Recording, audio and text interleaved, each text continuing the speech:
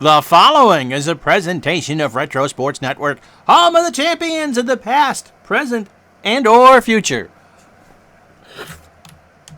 And I'm already on my second take of this, and you haven't seen a blessed highlight. Why, hi there, I'm Ron Chuckin, and welcome to This Week in Sim Football, where we intend to play the entire 1980s using Pro Strategy Football. So we start with week one of the 1980 season, and in this part of the project, won't be all in this one video. I'm not doing 244 highlight clips in one shot.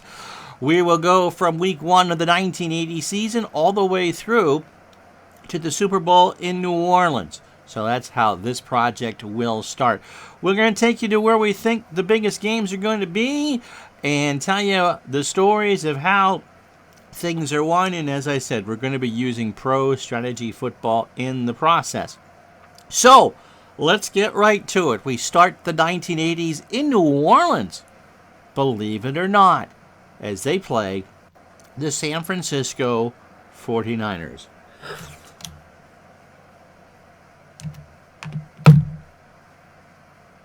First quarter, 3rd and goal. Archie Manning is a quarterback for New Orleans, and we start from the San Francisco 5 on 3rd down and 5. Manning back to pass. He goes down to the near side to Galbraith, and Tony turns the corner and scores. 7-0 New Orleans from the get-go.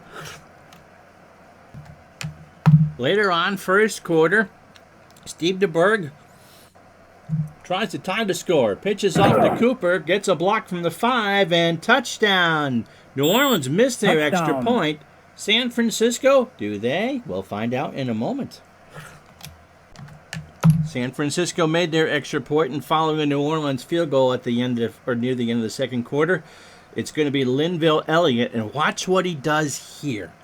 The handoff from DeBerg finds the hole, breaks free, all sorts of points. San Francisco does their job. Let's watch this in slow motion. Elliott pitched, found the hole, break the tackle from the 20, and there wasn't anybody that was going to get him. 14-9 San Francisco. Touchdown. It would become a dour struggle, 17-15. San Francisco with 14:20 to go in the football game. But Benny Ricardo trying to get New Orleans something they haven't done, or haven't done in a long time, that's win. You see that they've won the ball game. Let's show you how they did it, shall we? Benny Ricardo from Scott with a hold, straight, true, and good, and that would be it. New Orleans 18, San Francisco 17.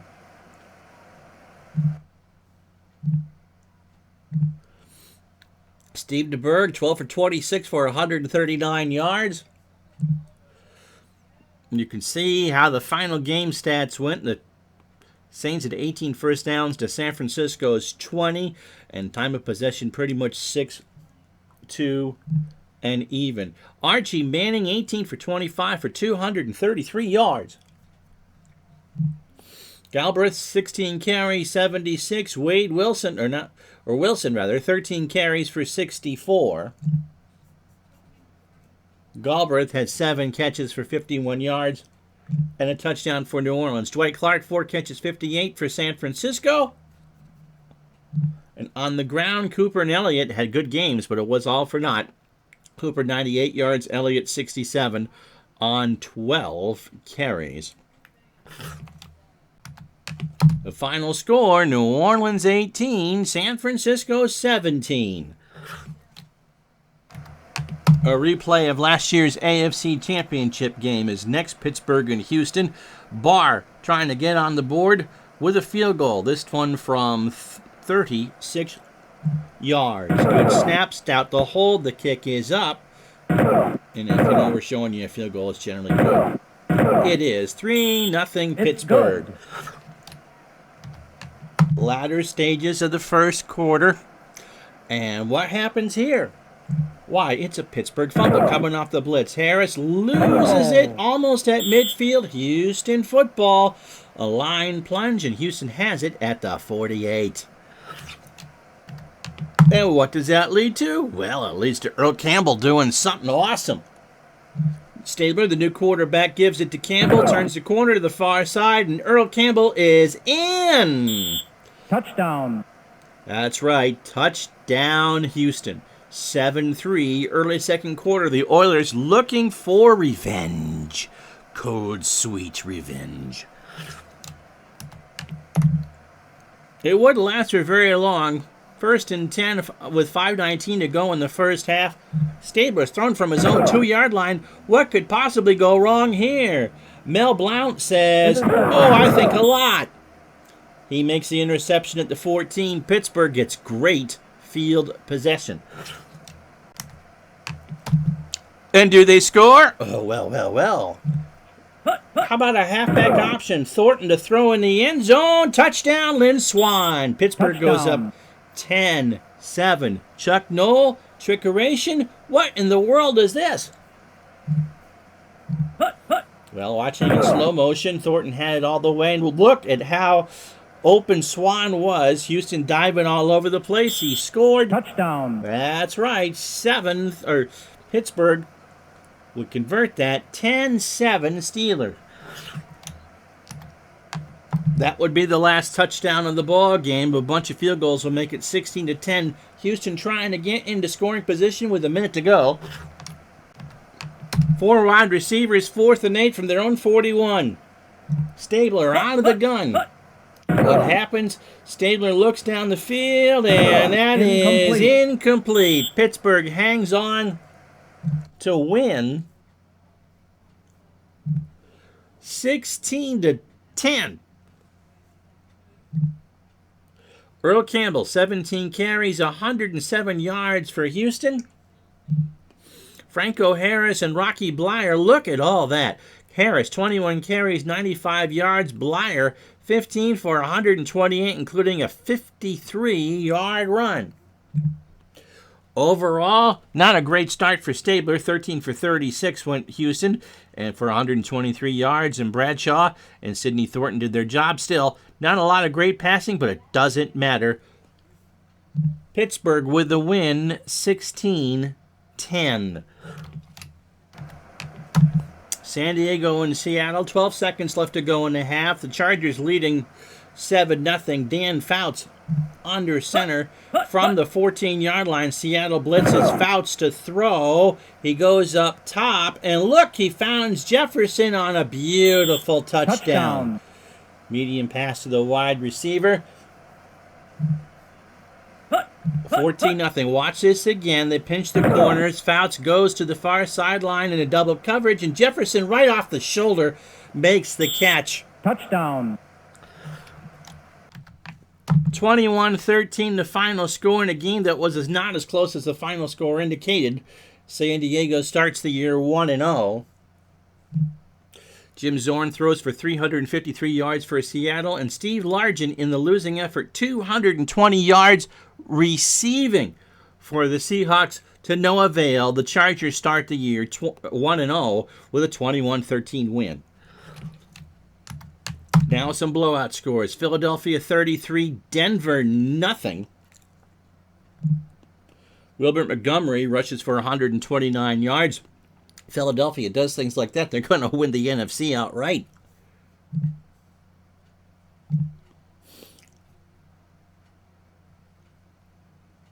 Let's watch Montgomery on this 9-yard touchdown run in the second quarter. Jaworski just ripped open that hole.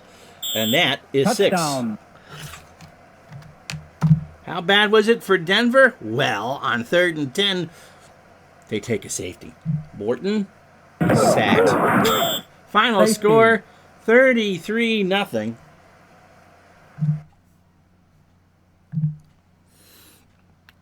They ran the ball. Philly did 44 times for 256. Jaworski and company, 18 for 25 for 166 yards.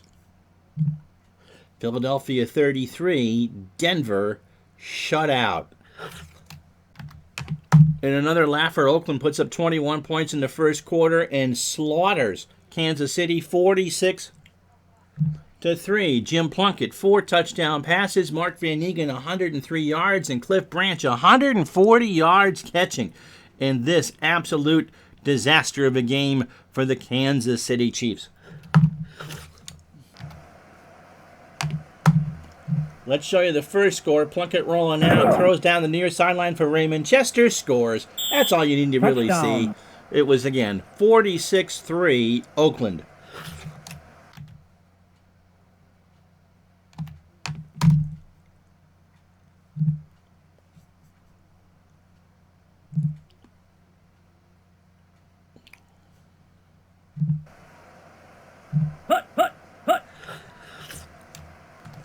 We start in Buffalo, no score. Second quarter, 5:17 to go. Woodley under center. And man, this guy had an arm. Woodley back to pass, 7-step drop, gets around the rush, and eventually will throw the football.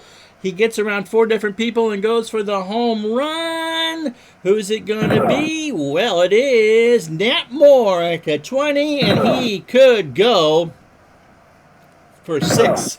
You thought I was going to say all the way. Touchdown. 7-0 as the extra point is converted. Next possession, Miami deep in their own territory. First quarter, 3rd and 10. And the Bills get picked off. Joe Ferguson goes to the sideline, and that's picked off by McNeil. The Fergie Bob already in there. So, that was before the touchdown. That's how Miami set that up, I think. Anyway, we got that in the wrong order, and Uncle Ron will learn how to do this eventually. But that wasn't what Buffalo wanted. They also have the wrong color helmets. In fact, both teams had turnovers in the first quarter. Here's how Buffalo got on the board just before the half. Ferguson near far sideline to Piccione to make it 7-up. Let's watch that in slow motion. Ferguson this time had a good read and just a snap throw right in the seam to Piccione, and that will do. Touchdown. So, yes, it's still a touchdown. 7-up at the half. Miami will get the first score of the second half with 9:50 to go in the third quarter. Watch Robisky here from the Buffalo 2. On a pitch, he got around the corner and scored. Touchdown. Goal line defense, and Robisky just slid that one perfectly. 14-7 Miami. 45 seconds left, 3rd and 7. Miami stuck on their own 17, and this time David Woodley would make a mistake. 7-step drop goes over the middle, and B-U-F-F-A-L-O. Freeman, go. Interception. Buffalo brings it back to the Miami 18 at the end of the third quarter.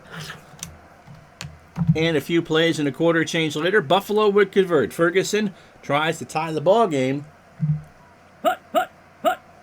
Back to throw, goes down the near sideline. Lewis is there, and Frank Lewis made the Touchdown. catch. We're tied up in the fourth quarter.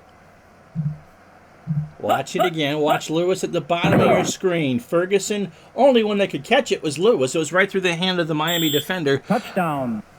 And Buffalo, in what might be a seeding game for the playoffs come next year, does the job. Buffalo 2nd and goal from the Miami 3, from their own 3.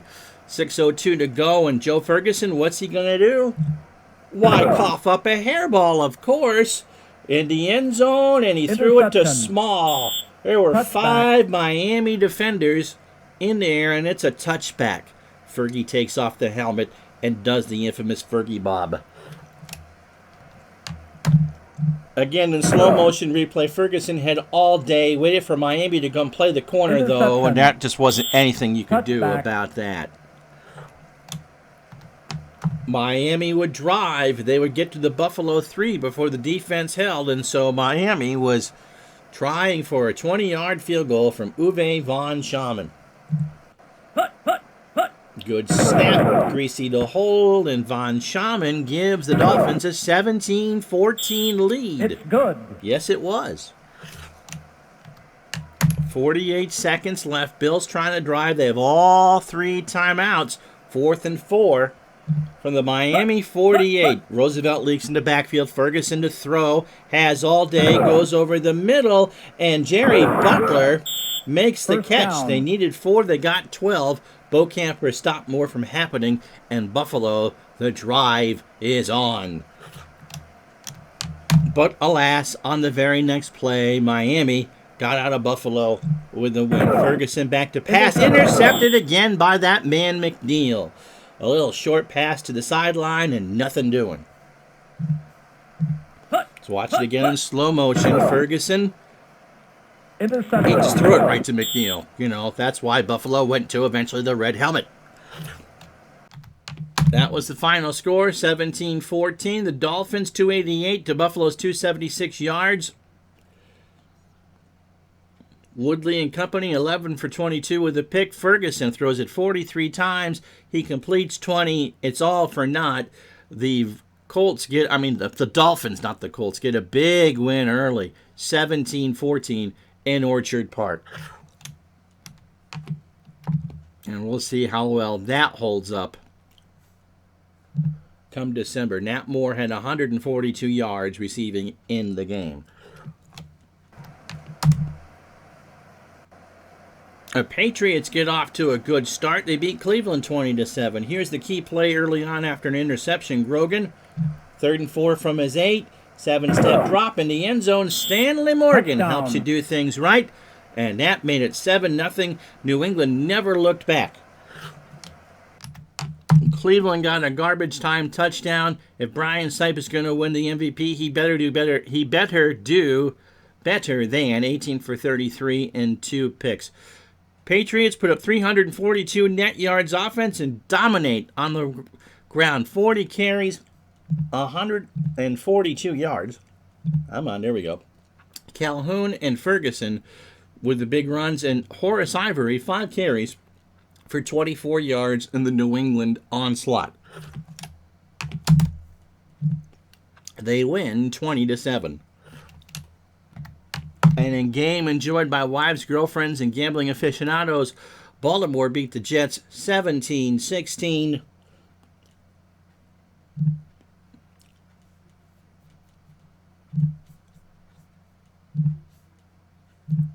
No game achievements and really nothing worth watching. Other games we're just going to kind of skip over and pretend they didn't happen. The Cardinals beat the Giants 27-8. A blowout all the way. Otis Anderson runs for 151 for St. Louis. They go to 1-0. The Giants, oh, George Young, please do something in a hurry with this ball club. Then a result that will make Dave Gardner happy. Tampa Bay overwhelmed Cincinnati 31-3. Tampa trying to show that last year was not a fluke. Cincinnati hasn't earned their stripes yet. 31-3 to follow. The Bengals held to a field goal and no game achievements yet. Atlanta and Minnesota are two teams that are looking for playoff glory come the fall or come the winter. And so in a rather surprising result, in Minnesota or in Bloomington, Atlanta pounds the Vikings 44-13. Let's watch a couple of the Falcon touchdowns. Ah, yes, green grass and warm skies in Minnesota. Steve Bartkowski back to pass from his 11-yard line, goes up top, and Francis with an easy catch. Touchdown. 10-0 Atlanta. Minnesota playing for the run. Don't play for the run against the Falcons. At least not there. Second quarter, still 11:15 to go. Already 10-0. This is the dagger. Bartkowski to Mayberry, a 1-yard nesty plunge. 17-0 Atlanta. They would win 44-13.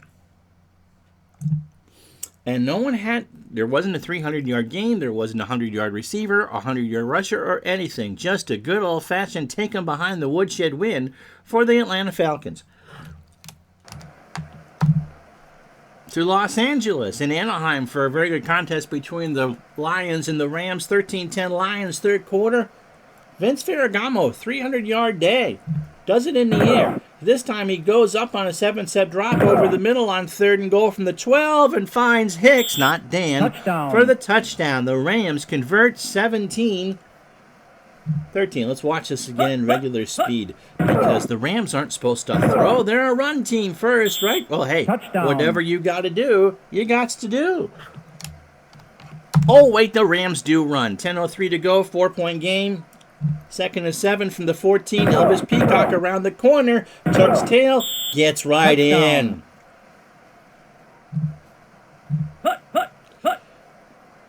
On the replay, Peacock foul was blocking, and there wasn't a lion around. That's how you score. 24-13, Los Angeles. Detroit would make it close. 4:02 to go. 3rd and goal from the Los Angeles 2. Danielson back to pass. He finds Thompson and Leonard Thompson in the back of the end zone. It's a one-score game.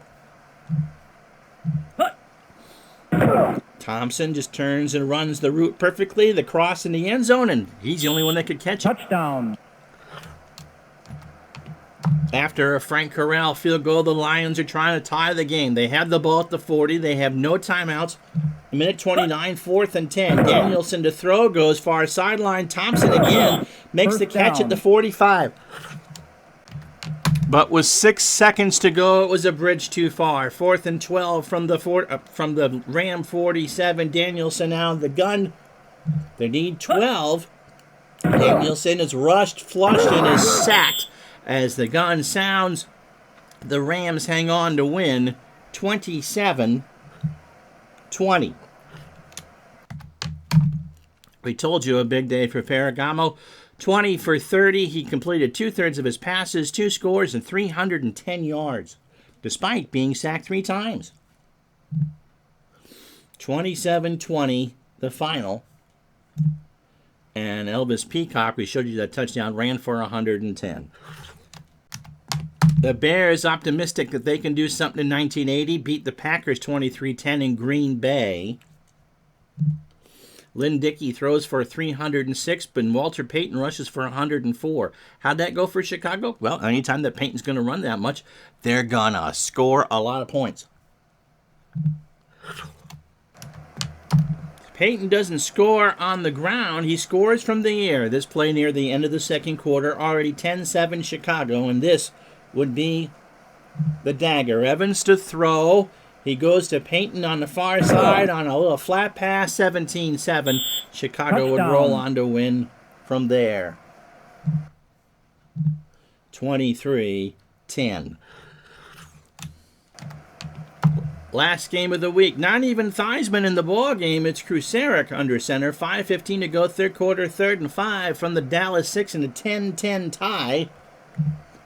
What happens? Krusarek gives to Jackson, and the Redskins go up 17-10. Touchdown. Oh, Danny White, you got some big shoes to fill. Can you actually do them? Inquiring minds in the entire Metroplex want to know. End of the third quarter now. White under center. Throws, and that is intercepted by Peters. No, Danny, no. In slow motion now, the eye, White with the drop, and let's see what happens here. He overthrew his receivers. What happened? Peters with the interception at the end of the third quarter. Or was it? Because on the very next play, Joe Theismann back under center. And what's he do? 7-step drop, looks over the middle of the field, and it is intercepted by D.D. Lewis at the Washington 35. Yes, Virginia, sometimes Santa Claus wears a fedora. Then Danny White goes to work from the Washington 8.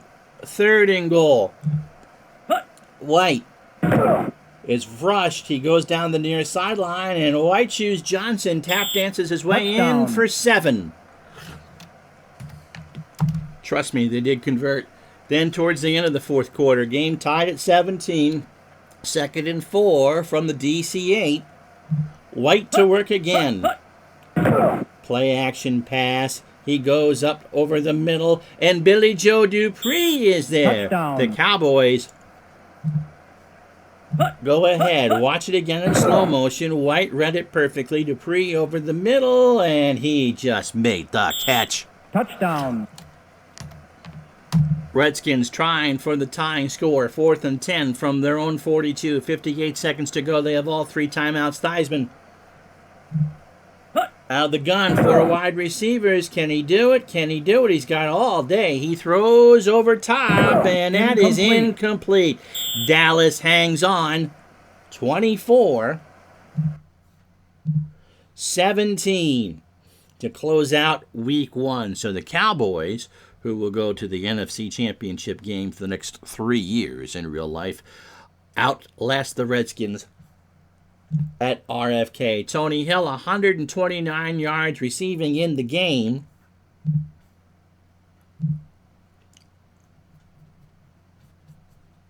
Theismann, 17 for 31, 186.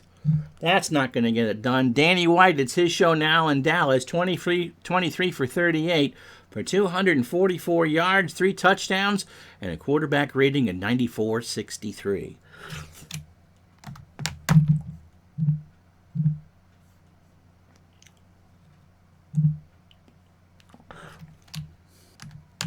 As I forgot to hit record for that little blurb when I was on camera. Here's what's on tap for next week. Dallas, Denver looks juicy. Philadelphia, Minnesota, 2 playoff teams. Giants and Redskins, only for degenerate gamblers and myself. Atlanta, New England, that should be pretty good. Los Angeles and Tampa Bay, a rematch of last year's NFC Championship. New Orleans, as we said, 1-0. They travel to Chicago.